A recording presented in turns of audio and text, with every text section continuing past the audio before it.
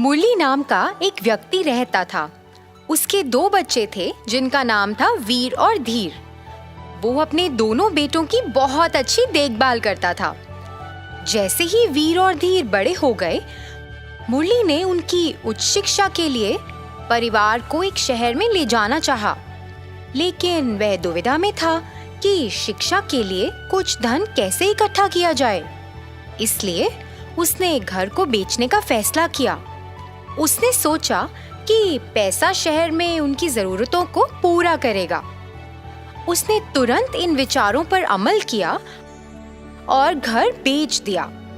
अब उसे गांव में चोरों से डर था और वो पैसों को छुपाने के लिए एक सुरक्षित जगह के बारे में सोच रहा था। उसने अपने घर के पीछे एक छोटा सा गड्ढा खोदा और उसमें पैसे छिपा दिए। बच्चे उस खुदाई की आवाज से जाग गए। वीर और धीर देख रहे थे कि उनके पिताजी आधी रात में क्या कर रहे थे। वे दरवाजे तक गए और अपने पिताजी को गड्ढे में पैसे छिपाते और फिर घर वापस जाते हुए देखा। बच्चों, क्या तुम अभी तक सोए नहीं? आप आसपास नहीं थे और हम आपको खोज रहे थे। मैं उस नकदी को छुपा रहा था जो इस घर को बेचने से आई थी। नया मालिक कुछ दिनों में आ जाएगा। आप दोनों अपना सामान बांध लो। अब तुम्हें आराम करने की जरूरत है। कुछ ही देर में सब सो जाते हैं। कुछ देर बाद वीर देखता है कि उसके पिता और भाई सो रहे हैं और वह धीरे धीरे छिपे हुए धन की तलाश में पिछवाड़े में चला गया।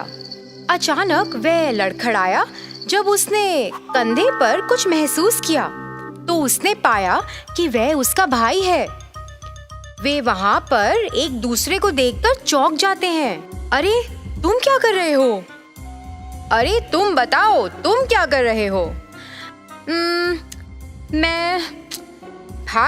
मैं पिताजी द्वारा छिपाए गए धन की खोज कर रहा था। हाँ, मैं भी। ओह अच्छा, फिर एक साथ खोजते हैं। उन्हें रात में छिपी हुई जगह नहीं मिली। वे अपने पिता के जागने से पहले सुबह उस जगह का पता लगाने का फैसला करते हैं। उन्होंने पैसे मिलने पर उसे समान भागों में बांटने की सहमति जताई।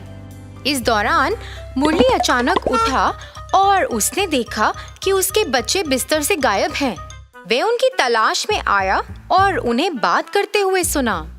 हे भगवान, मैंने हमेशा तुम बच्चों को कितने प्यार से पाला है। मैं हमेशा तुम्हारे लिए अच्छा सोचता था और तुम्हें अच्छी शिक्षा भी देना चाहता था, लेकिन तुमने अपने ही पिता को धोखा देना चाहा।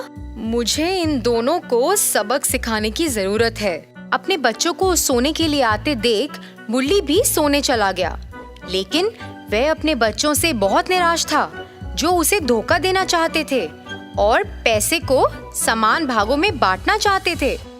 मुरली बहुत दुखी था और उन्हें सबक सिखाना चाहता था। उसने तुरंत नकदी को उस जगह से हटा दिया जहां उसने उन्हें छुपाया था और गांव से चला गया।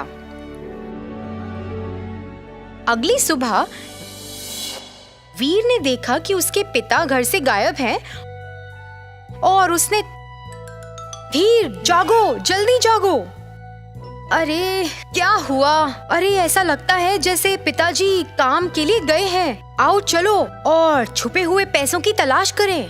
धीर अपनी नींद से उठता है और अपने भाई के साथ पिछवाड़े की तरफ चलता है।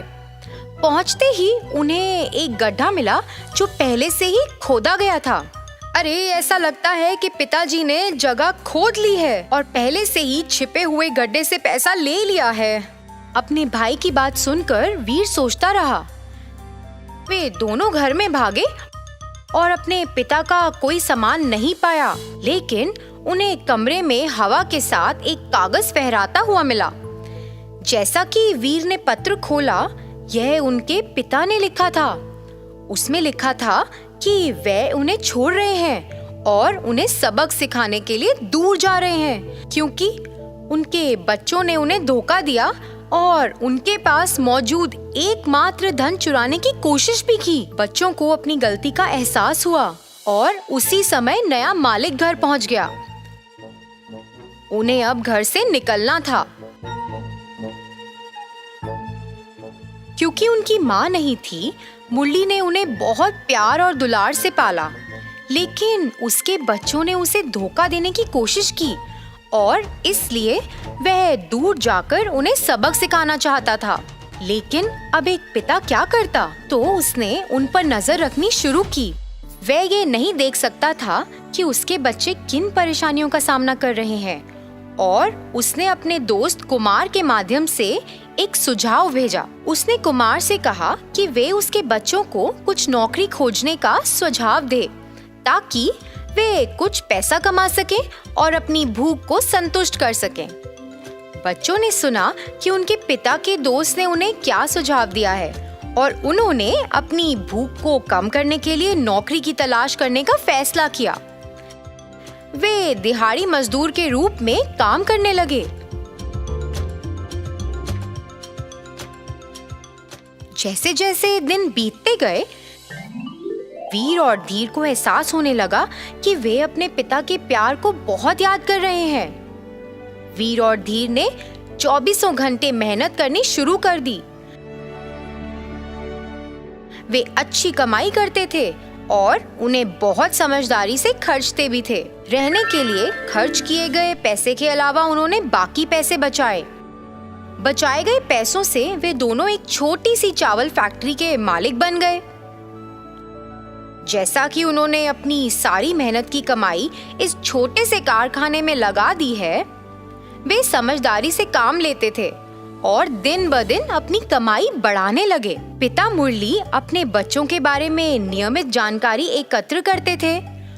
उन्हें पता चला कि उनके बच्चों ने अपनी कड़ी मेहनत के साथ एक छोटे से कारखाने का मालिकाना हक हासिल किया है और दिन ब दिन अपनी कमाई को बढ़ाते हुए प्रसिद्धि भी हासिल की है।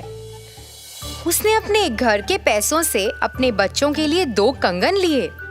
बच्चे हमेशा अपने पिता के प्रति की गई बड़ी गलती के लिए पछतावा कर रहे थे और वो माफी ना मांग पाए। लेकिन जैसे ही वीर और धीर ने अपने पिता को उनके पास आते देखा, वे उनके पास पहुंचे और उन्हें गले से लगा लिया। मुरली ने अपने दोनों बेटों की खुशी खुशी शादी करवा दी और उन्हें वो 2 कंगन उपहार में दिए। एक बार फिर खुशहाल परिवार एक साथ आ गया। तो बच्चों, इस कहानी से हमें क्या सीख मिलती है?